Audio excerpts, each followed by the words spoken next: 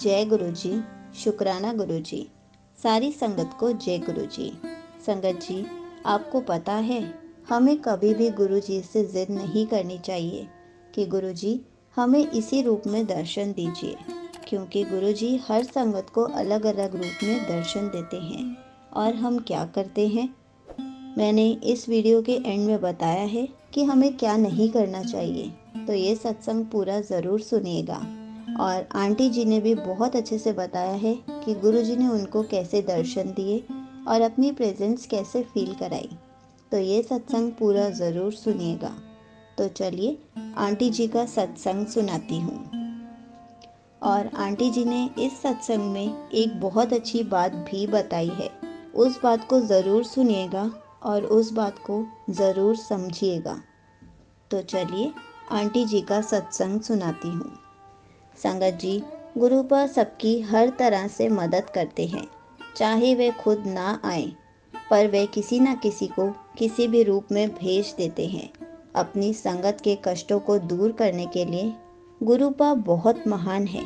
मैं ये नहीं कहूँगी कि ये मेरा सत्संग कौन सा है, इससे पहले मैंने 3-4 सत्संग शेयर किए हैं, पर एक दिन मैंने किसी का सत्संग सुना था।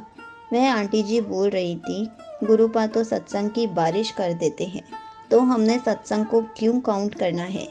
ये लाइन मुझे बहुत अच्छी लगी। मैंने भी यही सोचा कि मैं भी अब से सिर्फ अपने सत्संग शेयर करूँगी, सत्संग की नंबरिंग नहीं कहा करूँगी, क्योंकि गुरुजी तो हमें सत्संग की बारिश देते हैं, तो मैं गुरुजी के सत्संग क्यों गिनूँ। एक दिन गुरुपा रात में मेरे घर में मेरे कमरे की दीवार पर बाहर तितली के रूप में आए। मैं उन्हें बार बार देखने के लिए बाहर जाती रही। रात के 12 या 2 बज रहे थे जब रात को सोने से पहले मैंने गुरुपा को बोला, आप मुझे सुबह भी अपने दर्शन दीजिएगा। जब मैं सुबह उठी तो मैंने देखा वहाँ तितली नहीं थी। मैं ऊपर अपनी छत में गई तो यह मेरी आदत है कि मैं सुबह सबसे पहले सूर्य को नमस्कार करती हूँ। उस दिन जब मैंने सूर्य को नमस्कार करने के लिए देखा तो वहाँ पर बादलों में शिवजी बने हुए थे और शिवजी के सिर में जैसे चांद होता है उस तरीके से सूरज था। मैंने गुरुजी के दर्शन किए और गुरुजी का बहुत शुक्राना किया। कल गुरुपा का संदेश आया था कि वह मुझे सपने में कुछ खिलाकर मेरे रोग कष्ट को ख़त्म करेंगे, तो मुझे रात सपना आया कि सपने में मैं एक अनजान आंटी के घर गई हूँ और उनके वहाँ पर मैंने केला, सेब और भी फल खाए। शायद गुरुपा यही सब अगली सुबह खिलाना चाहते हैं। संदेश आया कि अपना सपना शेयर करें। संगत जी, तो मैंने बिना देरी के शेयर करना सही समझा। शायद गुरुपा किसी को ये सत्संग सुनाना चाहते हो, उसका भला हो इस सत्संग से। मैंने गुरुपा को बहुत धन्यवाद किया। बाकी के सत्संग बाद में शेयर करूँगी। संगत जी, यहीं पर आंटी जी का सत्संग समाप्त होता है।